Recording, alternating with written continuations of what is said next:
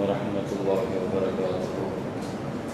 الحمد لله رب العالمين، والصلاة والسلام على أشرف الأنبياء والمرسلين وعلى آله وصحبه أجمعين، أما بعد. فقد قال الله تعالى في كلامه القديم والفرقان الحميد: بسم الله الرحمن الرحيم، إلا عباد الله المخلصين. صدق الله مولانا العظيم. قال النبي صلى الله عليه وسلم: أفلا أكون عبدا شكورا. அளவற்ற அருளாளன், நிகரில்லா அன்புடையவன், எல்லாம் வல்ல அல்லாஹுவை போற்றி புகழ்ந்தவனாக, உயிரிலும் மேலான முஹம்மது ரசூலுல்லாஹி ஸல்லல்லாஹு அலைஹி வஸல்லம் அவர்கள் மீதும், அவர்களின் பரிசுத்த தோழர்கள், குடும்பத்தினர்கள், உம்மத்தினர்கள், நம் அனைவர்கள் மீதும் அல்லாஹுவின் அன்பும் அருளும் வந்து சேரட்டுமாக. ரப்புல் ஆலமீன் அல்லாஹு தஆலா நம்முடைய எல்லா வணக்கங்களையும் அல்லாஹ் கபூல் செய்வானாக. இன்றைய தினம் நாம் ஓதிய கேட்ட அனைத்து இறைவசனங்களுக்கும் நிறைவான நல்ல கூலி அல்லாஹ் வழங்கி அருள் புரிவானாக. குர்ஆனுடைய வாழ்க்கையை அல்லாஹ் நமக்கு தருவானாக. கண்ணியமிக்க முஃமினீன்களே, இன்று ஓதப்பட்ட சூரத்து சாஃபாத் என்ற சூறாவில் பல்வேறு நபிமார்களினுடைய வரலாறுகளை அல்லாஹ் குறிப்பிடுகிறான். நபி மூசா, ஹாரூன் அலைஹிஸ்ஸலாம் அலைஹிமஸ்ஸலாத்து வஸ்ஸலாம் அவர்களுடைய வரலாறு, லூத் நபியினுடைய வரலாறு, யூனுஸ் அலைஹிஸ்ஸலாத்தினுடைய வரலாறு, இப்ராஹிம் அலைஹிஸ்ஸலாம், நூஹ் அலைஹிஸ்ஸலாம், இப்படி நிறைய நபிமார்களுடைய வரலாறுகளை அல்லாஹு தஆலா சொல்லிக் கொண்டு வருகிற பொழுதே, ஒவ்வொரு நபியை பற்றி அல்லாஹ் அடையாளப்படுத்தி முடிக்கிற பொழுது அல்லாஹ் ஒரு வார்த்தையை அல்லாஹ் சொல்லுவான்: இவர்கள் நம்முடைய அடியார்கள் என்று அல்லாஹு தஆலா சொல்கிறார். இல்லா இபாதனா, பல இடங்களில் இன்னஹுமா மின் இபாதினல் முர்சலீன், நம்முடைய அடியார்கள் என்று அல்லாஹ் குறிப்பிடுகிறான். அல்லாஹு தஆலா மனிதர்களுக்கு வழங்குகிற அந்தஸ்துக்களில் உயர்ந்த அந்தஸ்து எதுன்னு சொன்னால் அப்து, அடியான், அடிமை அப்படிங்கிற அந்தஸ்து. நபிமார்களுக்கு அல்லாஹு தஆலா கொடுத்த உச்சபட்சமான அந்தஸ்து இந்த அந்தஸ்து தான், அப்து. நம்ம அடிமைங்கிற வார்த்தையை ரொம்ப சாதாரணமாக இடபோடுவோம் மனிதர்களுக்கு அடிமையாக இருந்தால். ஆனால் படைத்தவனுக்கு அடிமையாக இருந்தால் அல்லாஹு தஆலா நம்ம அடிமைன்னு ஏற்றுக்கிட்டான்னு சொன்னால் நம்மளை பெரிய கபூலியத்து கிடச்சிட்டுன்னு அர்த்தம். அல்லாஹ் நம்மளை அடிமைன்னு ஏற்றுக்கறணும். சொன்னாலும் சொல்லாட்டியும் நாம் அடிமைகள் தான், அதில் எந்த மாற்றமும் கிடையாது. ஆனால் எஜமானன் ஏற்றுக்கறணுமா இல்லையா? எஜமானன் நம்ம அடிமைன்னு ஏற்றுக்கிட்டா தான் அது ஒரு பெரிய அந்தஸ்து.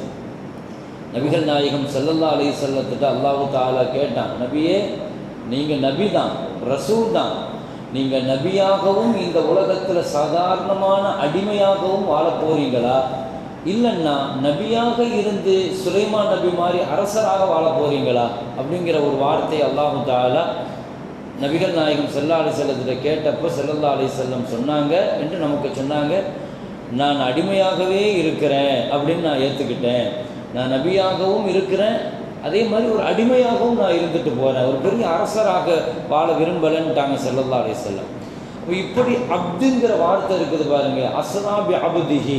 ரசூல் ஸல்லல்லாஹு அலைஹி வஸல்லத்தினுடைய வாழ்க்கையில் உச்சகட்டமான ஒரு நிலங்கிறது மிஅராஜ் தான். ஆனால் அந்த மிஅராஜுக்கு அழைச்சிட்டு போனதை பற்றி அல்லாஹு தஆலா சொல்லும்போது அஸ்ரா பி அப்திஹி, தன் அடிமையை அழைத்து கொண்டு சென்றான், தன் அடியாரை அழைத்து சென்றான். அப்போ இந்த உலகத்தில் எத்தனையோ பெயர்கள் இருக்குது, பட்டங்கள் இருக்குது. டாக்டர் ஆகிறோம், இன்ஜினியர் ஆகிறோம், நிறைய பட்டங்களை வாங்குகிறோம். ஆனால் எல்லா பட்டங்களுக்கும் மேலாக நம்ம வணக்கசாலியாக இருக்கலாம், ஆலிமாக இருக்கலாம், ஆபிதா இருக்கலாம், நிறைய விஷயங்கள் இருக்குது. ஆனால் எல்லாத்தையும் தாண்டி ஒரு உயர்ந்த பட்டம் எது அப்படின்னு சொல்லி சொன்னால், மௌத்துக்கு முன்னால் நான் அல்லாஹுவினுடைய அடியான் அப்படிங்கிற அந்த பட்டத்தை வாங்கணும். நான் அப்துங்கிற அங்கீகாரம் கிடைக்கணும், நான் அடிமைதாங்கிற அங்கீகாரம் கிடைக்கணும். இப்போ அல்லாஹு தஆலா முதல்ல அப்துங்கிற அங்கீகாரத்தை கொடுக்குறான், அடிமை. அடுத்து என்ன சொல்லுவான்னா நம்முடைய அடியார் அப்படிமா அல்லாஹு தஆலா, நம்முடைய அடியார். அதை விட சிறந்த அந்தஸ்து குர்ஆனில் பல இடங்களில் அல்லாஹு தஆலா நம்முடைய அடியார்கள் என்று சொன்னான்னு சொன்னால் அல்லாஹு தஆலா அந்த அடியானை அல்லாஹ் கபூல் செஞ்சுட்டான்னு அர்த்தம். ஒவ்வொரு மோமினுடைய கடைசி வாழ்க்கை, ஒவ்வொரு மோமினை பிரிகிற பொழுது, அவனுடைய ரூஹ் பிரிகிற பொழுது கடைசியாக அல்லாஹ் இப்படித்தான் கூப்பிடுவான் அப்படின்னு குர்ஆனில் வருது.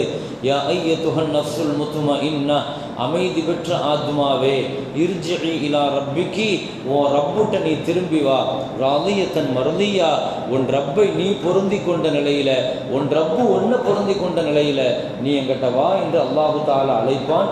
ஃபதுகுலி ஃபீ இபாதி, என் அடியார்களோடு போய் நீ சேர்ந்து கொள் என்று அல்லாஹு தஆலா சொல்லுவான்.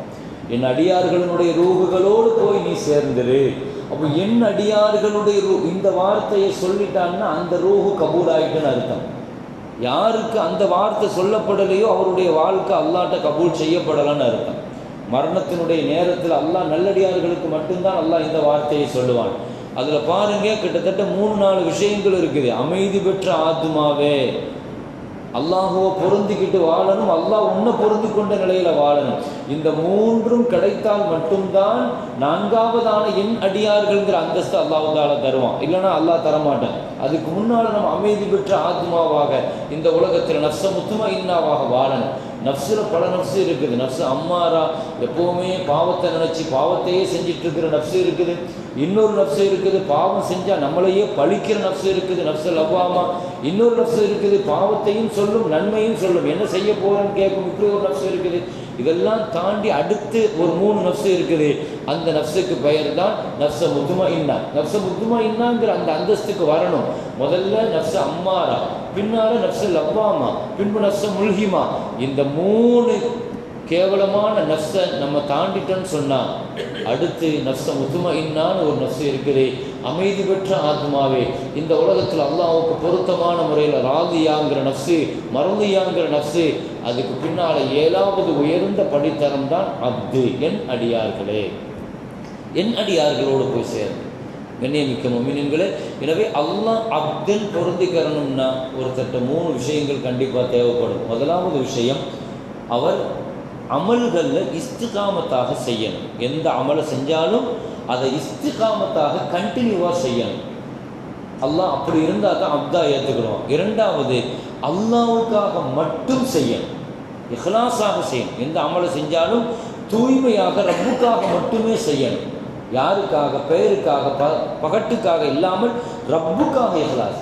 ஸல்லல்லாஹு அலைஹி வஸல்லம் முஆஸ் ரலியல்லாஹு யமன் நாட்டுக்கு அனுப்பி வைக்கும் போது சொல்லுவாங்க, முஆஸ் அஹ்லிஸ் தீனக, நீ என்ன அமலை செஞ்சாலும் இஹ்லாஸாக செய், மனுஷருக்காக காட்டுறதுக்காக நீ செய்யாத. கொஞ்சம் அமல் இருந்தாலும் அல்லாஹ் அதை பெருசாக ஏற்றுக்கிடுவான்னா.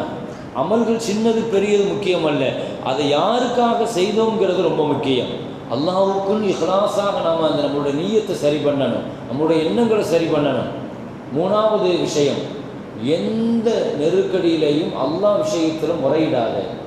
அல்லாஹ் இப்படி செஞ்சிட்டான், அல்லாஹ் எனக்கு இப்படி கஷ்டத்தை தந்துட்டான், அல்லாஹ் இப்படி பண்ணிட்டான், எனக்கு இப்படி ஒரு கஷ்டம் இந்த மாதிரி முறையீடுகளை அடியார்கள்ட்ட போய் நீ சொன்னால் அப்துங்கிற அந்த இடத்த அல்லாஹ் உனக்கு தரமாட்டான்னு. எனவே இந்த 3 விஷயங்கள் தான் அல்லாஹு தஆலா ஒருத்தரை அடிமைங்கிறதை ஏற்றுக்கிறதுக்கான அடையாளம் என்று ஹதீஸ் ஷரீஃப்களின் வழியாக பார்க்க முடிகிறது. எல்லாம் வல்ல ரப்புல் ஆலமீன் அப்படிப்பட்ட நல்ல அடியார்களுடைய கூட்டத்தில், அவன் விரும்புகிற ஆபிதீன்களுடைய கூட்டத்தில் அல்லாஹ் நம்மை சேர்த்தருள்வானாக. வாஹிரு தஅவானா அல்ஹம்துலில்லாஹி ரப்பில் ஆலமீன். அஸ்ஸலாமு அலைக்கும் வரஹ்மத்துல்லாஹி வபரகாத்துஹு. اللهم تقبل منا صلاتنا وصيامنا وقيامنا وركوعنا وسجودنا وتضرعنا وتخشعنا، وتمم تقصير أعمالنا وتجاوز عنا سيئاتنا وتوفنا مع الأبرار. وصلى الله وسلم على سيدنا محمد وآله وصحبه أجمعين، والحمد لله رب العالمين. صلى الله على محمد صلى الله عليه وسلم. صلى الله على محمد صلى الله عليه وسلم. صلى الله على محمد. يا رب صل عليه وسلم.